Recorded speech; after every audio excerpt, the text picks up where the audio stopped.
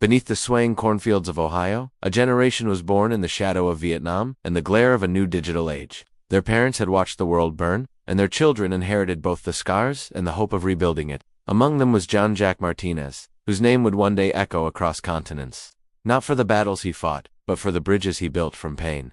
Jack was born on March 12, 1972, in Hillside, a small farming town just south of Columbus. His father, Robert Martinez, had served as a Marine in Vietnam and returned home with a medal and a quiet shadow that never quite faded. The family lived in a red brick house with a big barn Robert had built with his own hands. It was there, as the sun set over the fields, that the children learned to repair tractors while listening to their father's stories of a world far away. At just 14, Jack stumbled upon a hidden military magazine. The pictures of Huey helicopters over the Mekong and dust-covered soldiers sparked a fascination that grew into a powerful desire to serve his country and experience the camaraderie his father called the only bond that matters when everything else falls apart. When he graduated from Hillside High with both academic and athletic honors, an 18-year-old Jack signed his enlistment contract. His mother held him in a silent, tearful embrace. His father handed him a small nautical compass, a keepsake from Saigon. "May you always find your north," he said.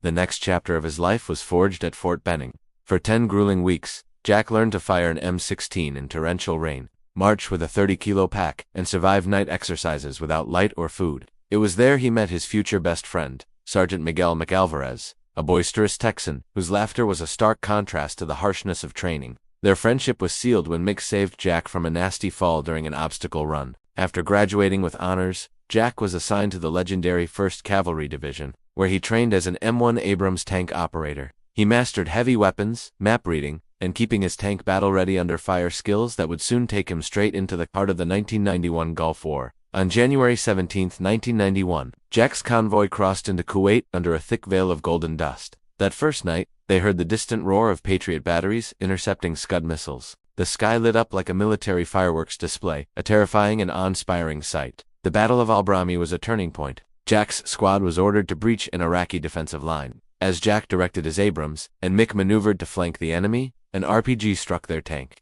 The armor held, but the impact rattled every crew member inside. In the ensuing chaos, Jack saw that his driver was wounded. Under a hail of crossfire, he pulled the injured man to cover. "Keep your head up," he shouted, as they loaded the soldier onto a medical evacuation vehicle. That single act of bravery earned him the Army Commendation Medal for Valor. Just 2 weeks later, a supply convoy codenamed Eagle was pinned down by heavy anti-tank fire near the Alpha Bridge. Jack led a daring night maneuver, outflanking the enemy and clearing a path with stun grenades and coordinated tank fire. The rescue saved 12 soldiers and allowed critical supplies to reach the front lines. He was a hero. But returning to Ohio in 1992 was a different kind of battle. The town celebrated with parades and banners reading "Welcome Home." But inside Jack's mind, explosions still rang that no one else could hear. His dreams became nightmares of endless sand dunes and cannon blasts. He enrolled in mechanical engineering at Ohio State University, trying to understand the engines he once operated in a war zone.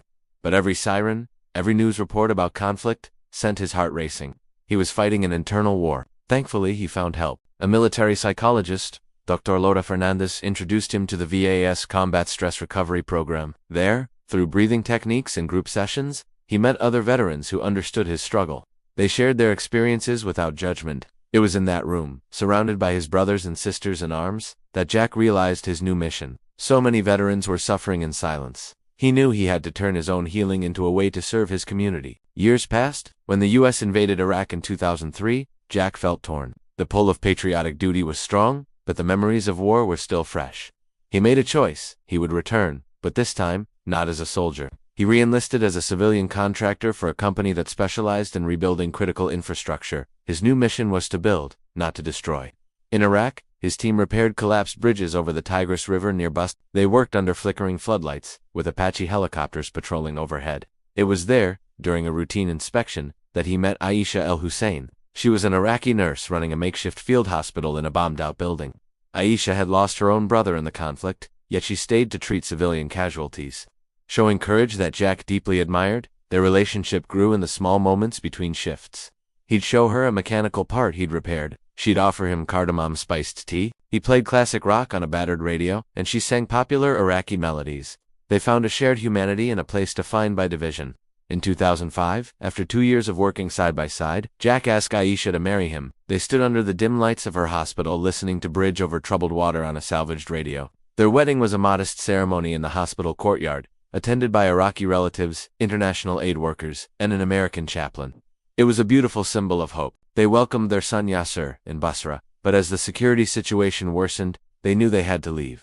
They relocated to Columbus, Ohio, where their daughter Leila was born. Jack found a job as a mechanical engineer, but his life's true calling was just beginning. By 2010, Jack and Aisha had seen too much pain go unaddressed, both in veterans struggling with PTSD and in civilians devastated by disasters. Together, they conceived of an idea. They would create a nonprofit that provided psychological support, vocational training, and disaster relief.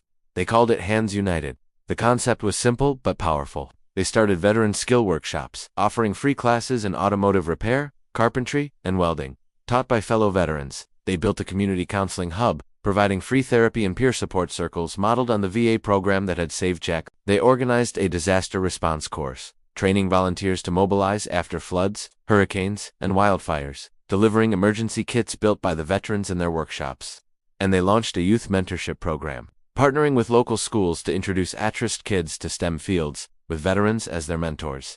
The impact has been extraordinary. As of today, Hands United has helped over 1,200 veterans earn skill certifications, with nearly 80% finding stable jobs. They provide more than 3,500 hours of counseling each year. Their disaster crews have responded to 12 major events, and their youth program has reached over 800 students, breaking cycles of poverty and hopelessness. Jack Martinez, the boy from the Ohio cornfields who became a decorated soldier, found his true north not on the battlefield, but in building a community of healing. His story is a testament to the idea that our deepest wounds can become our greatest strengths. He transformed his own pain into a bridge, connecting veterans, civilians, and generations, proving that even after the fiercest storms, it is possible to rebuild, to heal, and to unite. Thank you so much for watching. If this story moved you, please consider sharing it and subscribing for more content that inspires. We'll see you next time.